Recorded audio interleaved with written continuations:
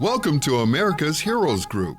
And welcome back to America's Heroes Group, this time with our Roundtable Mental Health Matters with partner NAMI Contra. It's Saturday, June 4th, 2022. June is LGBTQ Pride Month. Our host is Kelley. I'm Sean Claiborne, the co-host. Our producer is Glenda Smith, and our digital media producer is Ivan Ortega of Scouts Honor Productions. And we have our partner on the line with us, Ms. Gigi Crowder. She's the executive director of NAMI Contra Costa in California. NAMI is the National Alliance of Mental Illness, an advocacy group founded by family members of people with mental illness. And we're going to talk about something that's very, very sensitive topic to a lot of people. Our hearts go out to people that have suffered through this. But we're going to talk about resources for children and adults after mass shootings. So, Gigi, can you hear me? Yes. Thanks for having me. How you doing? It's been a couple of rough weeks here, but hanging in there. Yeah, it's been a lot of craziness going on in the news. I was reading the Washington Post, and they said that there so far, this as of yesterday, 232 mass shootings so far in 2022. So 232 mass shootings so far this year. Mass shootings defined as any time when 4 or more people are shot in the same incident. So we're getting about 4 mass shootings a week, roughly, in this country. So what are some of the things that we need? What's going on, first of all, and what can we do to try to help families and children particularly recover from this once they go through such a horrible experience?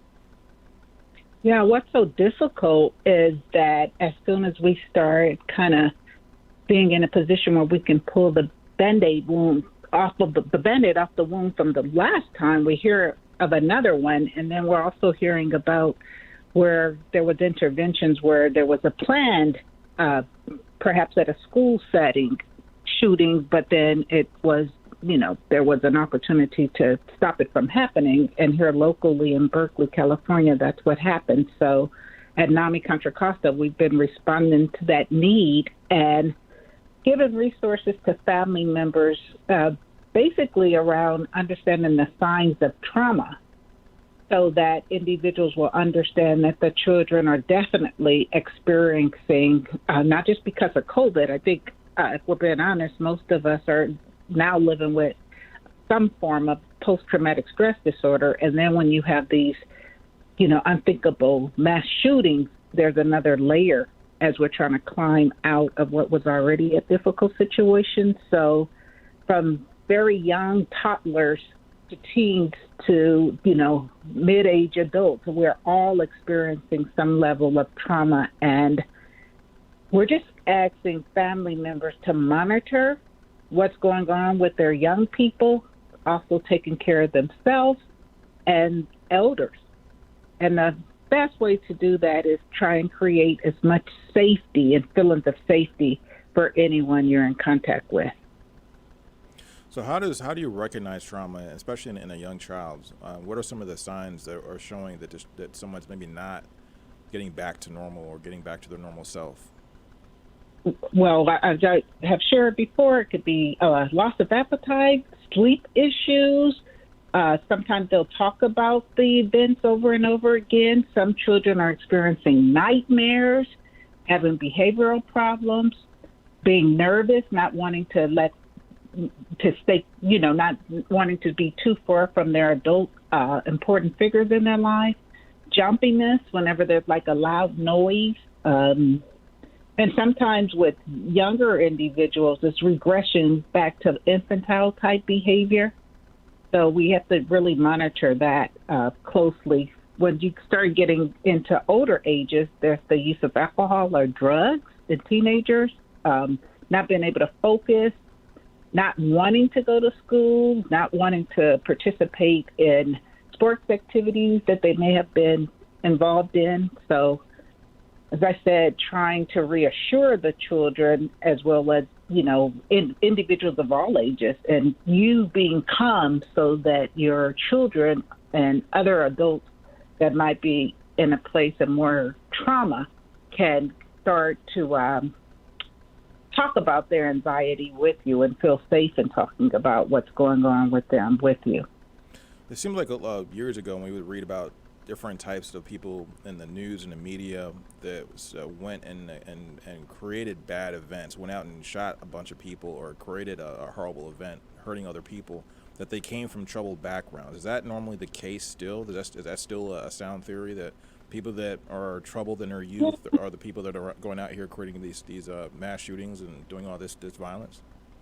It's predicted that 70% of the individuals in juvenile hall, so children, have unaddressed mental health or live with a mental health condition, have been exposed to a trauma, and that holds true largely for adults in our criminal justice system as well. A large majority have had some unaddressed mental illness or sometimes even addressed, but haven't had the appropriate treatment. And so we kind of use terminology like hurt people hurt other people, and that seems to hold true. There were signs for several of the individuals who committed these recent mass shootings that there was some history, there was some signs that they, and some even talked about having a plan for doing it. So we definitely know that some horrible thing had typically happened to those individuals as well.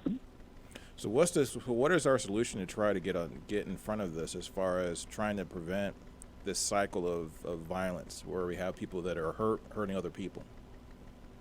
Well, last month was Mental Health Awareness Month, and so we know that having more awareness about mental illness so that individuals who don't work in the field but are connected to individuals who might be living with it or may show signs of it can intervene and seek support for those individuals or at least be a resource, provide resources, share with others. There were clues along the way for most of these individuals that they may be troubled. So not just watching a tragedy unfold, but, trying to get support for the individual, even if they're unwilling, at alerting someone to some of the fears you may be carrying. And then do you feel there's enough resources available in most communities where people can get the type of treatment, a type of mental health counseling or therapy or whatever they might need? Well, NAMI definitely we provide non-clinical services. We're everywhere. I mean, there's 600 affiliates across the nation. If you go to our national website, it'll connect people. And then once you pick up the phone and call a NAMI affiliate, we put you in contact with the 1-800 numbers that each jurisdiction has, and then they will hold the individual's hand and allow them to seek out the services that would most be useful for the individual that's experiencing a difficult time. July 1st is fast approaching. We'll have that 988 suicide prevention number up and operating. It might be a slow start, but it's going to be a lot easier than remembering the 1-800 number for the suicide hotline. So we're making progress. Some individuals do have a barrier around the insurance and being financially able to connect immediately, but there's opportunities for individuals to get help now more than ever because of COVID. We at NAMI, we get calls from people across the nation who will join our support groups. Family members who are worried about their loved ones will call and get questions answered and participate in educational courses we offer so that they're more equipped with the tools they need to support their loved one. So why is it that we seem like we as a society aren't doing enough to really address mental health issues? If the resources are there, like organizations like yours, like NAMI, that are all over the country, have 600 different satellite locations and things like that, what's preventing us from getting the people that really need that help from getting the help? Well, the reason we have the May as Mental Health Awareness Month is because the primary reason that people don't seek out services is stigma associated with living with a mental illness or identifying someone. So a lot of people will suffer in silence. I do think COVID has opened up the discussion a lot more because so many more people were experiencing anxiety and depression, but we still have a long way to go.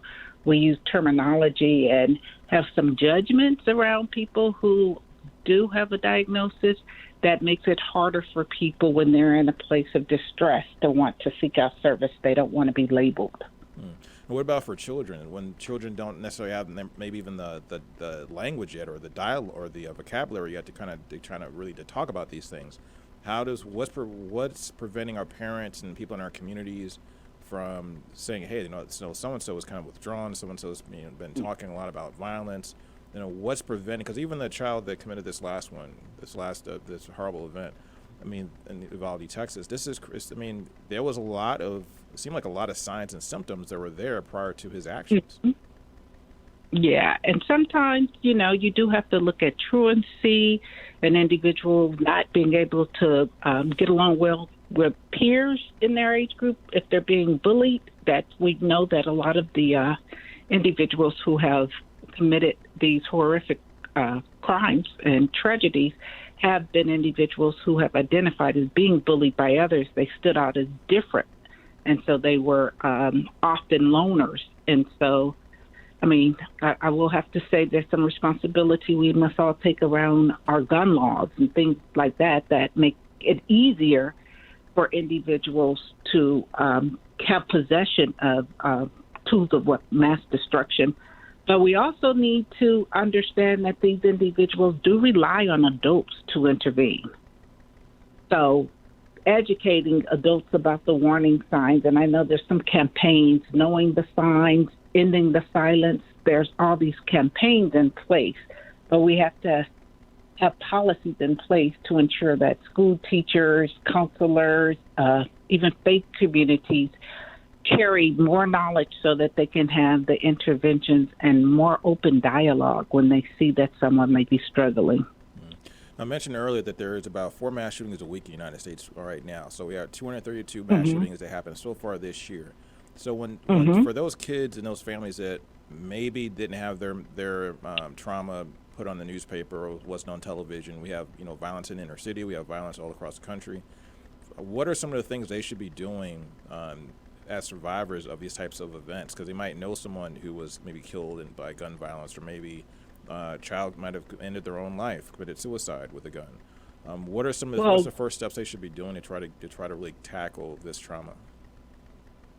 Well, it's really important for children to enjoy themselves. So we have to encourage kids to do activities, play with others, and distract themselves from what's outside of normalcy. So these are not normal things that are happening. So we have to kind of establish normalcy, get them back to their routines.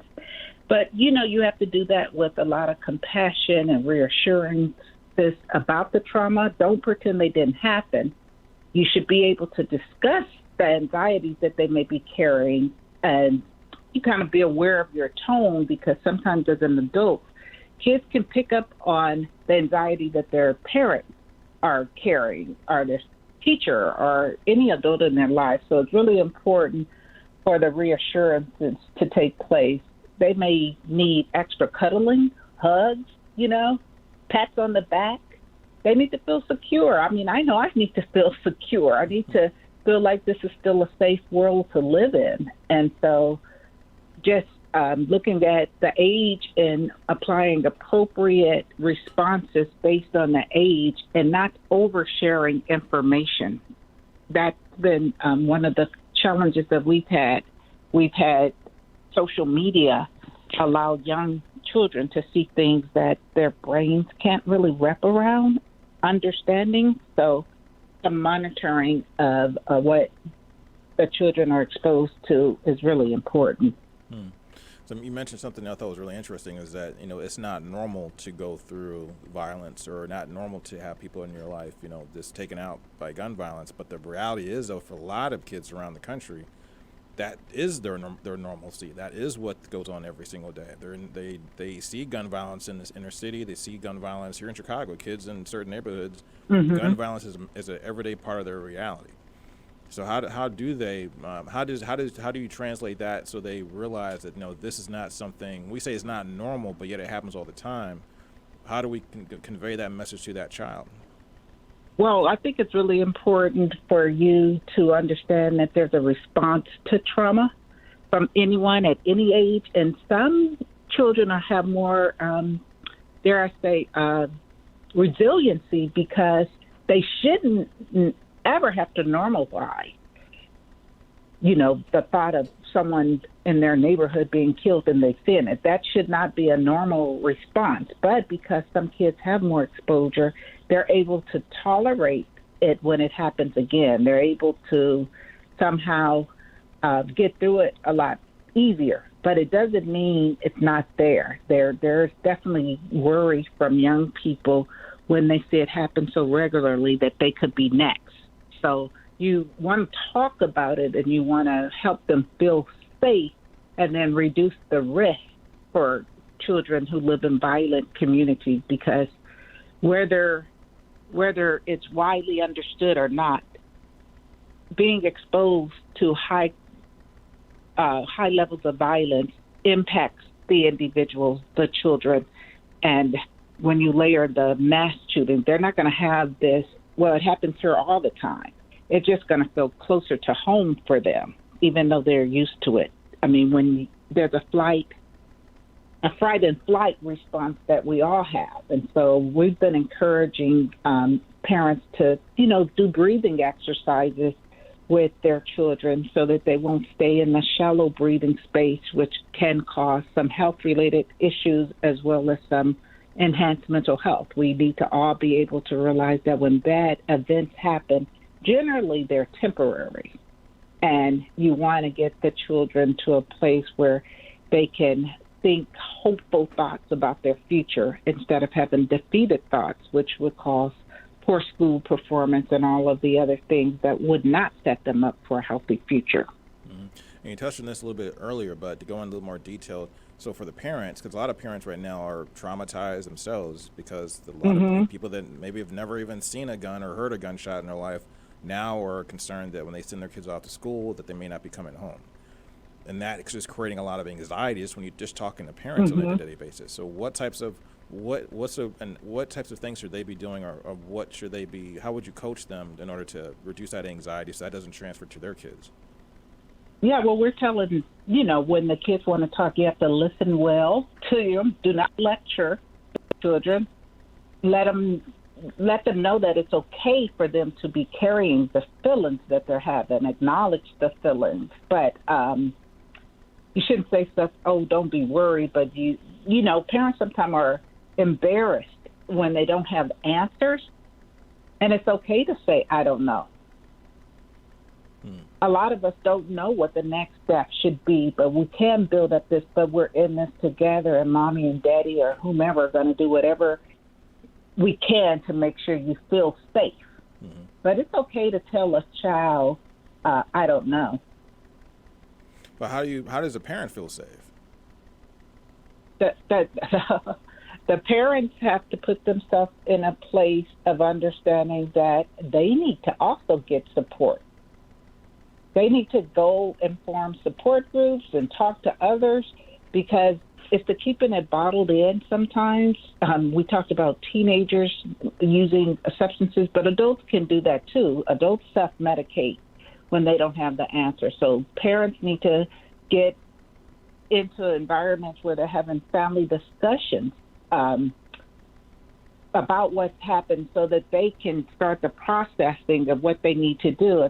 Parents need to do the breathing exercises as well and watch for signs of trauma in their own life. And if they need to seek out support around their anxiety and any other issues they may have, they may need to talk with their family doctor or a mental health professional so that they too can decrease the anxiety that they're having. It's really not a great feeling when you feel like you can't give your kids what they need around safety. I think you made something really, really clear, though, and I think it's really important to bring back up, is that the stigma around mental health has to be addressed also, so that parents can also, go seek help, because if they feel like they're going to look like they're crazy going to see a therapist or get counseling for something that's really bothering them, and especially when they're going through anxiety. We have to destigmatize that reality that mental health is something that everybody needs to participate in. Everybody's has to take that seriously. Exactly. So, the parents have to take care of themselves, just the same as we're taught when we get on the airplane. You have to first put your oxygen mask on before you start supporting, a young child you might be traveling with. So you have to eat right, drink enough water, stick to your exercise routine, make sure you're getting enough sleep as well. We have to protect ourselves physically so that we're not as emotionally vulnerable. But, when... I'm sorry, go ahead. Go right ahead.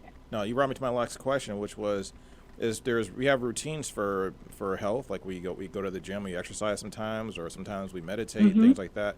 Are there certain processes that we should be thinking about as everyday people, everyday citizens, as veterans, in order to promote our own mental health, like some kind of regimen or like a workout routine or something along those lines that we should be doing for our mental health? Yeah, I think a lot of people rely heavily on their faith practice, and that community that they come into around their faith is important to them. Getting up, walking in nature is really important to a lot of individuals. So to reduce stress, I'm really taking on now for myself personally, because I recognize I wasn't doing enough intentional deep breathing. And so we don't talk a lot about it, but that's really essential for good health. Is making sure that you're not doing shallow breathing, you're doing the deep breathing. It reduces your anxiety, and it allows you to be able to function more appropriately in crisis situations. Otherwise, you're always tense, and you're carrying extra with you, and you got to be able to let go of that, and deep breathing does that for a lot of individuals. It helps with that. So when you're doing a deep breathing exercise, what is that like? Do you just sit still and breathe deep for a certain period of time? How does that work? I have taken up the practice. Well, for those of us who work out regularly, you're kind of forced into it, but so it's not as intentional. But really taking 10 minutes a day, even before you get out of bed, and feeling throughout your body, going very deep in a breath and holding it and then exhaling. You need that to regulate and to come out of a place of being tense and stressed. And I've seen it's made a big difference in my life. Wow. Because of the work I do at NAMI, right? I wake up, I look at my emails, and I'm usually going to get phone calls from individuals looking for help. So I consider the deep breathing my putting my oxygen mask on before I go into the world that day to help others. I have to position myself to be in a better space. So do you think we're getting better, or are we this time around? I know we say this over and over and over again. Every year we have another incident, another event that pops up, another mass shooting. Do you see us making any progress so far in the years you've been practicing and years of work you've done at NAMI? I was just thinking about the fact that there's this bill named after a young man, who was living with mental health crisis. So on one hand, we're doing a lot better with numbers like the 988 number, and we're talking about mental health. But as you said earlier, we do need more resources available, more readily available, that would educate people about what's there. It's it's not going to help us to have the services and no one knows they exist. So we continue operating from a fail-first system. We want to have more preventative approaches in place so that we can see what could likely happen and prevent it. I mean, I just think about what if someone had, talked to that young man about how he was feeling before he took such a drastic step in the, horrible direction he took it. Right, and again, just looking back on his experiences, it seemed like he had kind of a tense relationship with his father, and then he had some kind of relationship with his grandmother, shot his grandmother, and then now goes out and into life with 21 people. It's just, it seems like it's something that should be preventable, but yet we keep telling this story every time we turn around. It's like it's another incident every time we turn around. And, I have to think about it. Some of the violence increased after COVID. So not sharing some of the tools that people need to have in place to support themselves. People, prior to the news about all the mass shootings, we were just starting to see individuals who were, feeling hopeless, and the suicide rates were, and there still are, kind of inching up for young people. So we have to put some educational plans in place around making sure no one feels like they are alone. I mean, slogan for NAMI is "You're not alone," but we have to be more intentional about that being true. And Gigi, before you go, tell us once again how to get a hold of you through NAMI. What's the website address and also your social media contact information? So anywhere across our nation, if someone wanted to go to NAMI.org, they would get the list of the affiliate closest to them. We're in NAMI Contra Costa County, and so we're able to support individuals as well by going to www.namicontracosta.org. And then I also always make my phone number available for individuals because I'd rather pick up the phone and save a life than ignore it. So I'm at, if I can give it out real quick, 510-990-2670. That's my direct line. And we appreciate you, Gigi. Gigi Crowder, Executive Director of NAMI Contra Costa in California. NAMI is a National Alliance on Mental Illness and Advocacy Group founded by family members of people with mental illness. She's a partner of ours at America's Heroes Group, and we thank you for your time.